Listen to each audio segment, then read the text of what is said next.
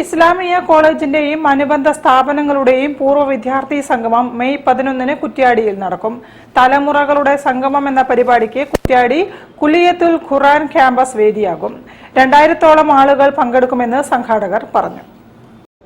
അതിലെ എല്ലാ വിദ്യാർത്ഥികളുടെയും പല കാലങ്ങളിൽ പഠിച്ച എല്ലാ പൂർവ്വ വിദ്യാർത്ഥികളുടെയും ഒരു വിപുലമായ സമ്മേളനം ഈ മാസം 11-ാം തീയതി കോളേജ് ക്യാമ്പസിൽ വെച്ച് നടക്കുകയാണ്.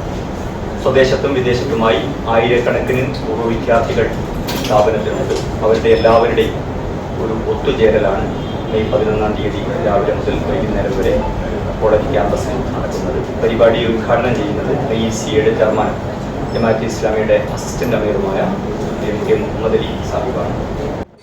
കേരളത്തിലെ ആദ്യകാല ഇസ്ലാമിക കലാലയമായ കുറ്റ്യാടി ഇസ്ലാമിയ കോളേജിന്റെയും അനുബന്ധ സ്ഥാപനങ്ങളായ കലിയത്തുൽ ഖുർആൻ, ഇബ്നു ഖൽദൂൻ ഇൻസ്റ്റിറ്റ്യൂട്ട് വനിതാ കോളേജ്, ബോർഡിംഗ് മദ്രസ എന്നിവയുടെയും സമ്പൂർണ്ണ പൂർവ്വ വിദ്യാർത്ഥി സമ്മേളനം തലമുറകളുടെ സംഗമം എന്ന പേരിൽ മെയ് 11 കുറ്റ്യാടി കലിയത്തുൽ ഖുർആൻ ക്യാമ്പസിൽ വെച്ച് നടക്കും.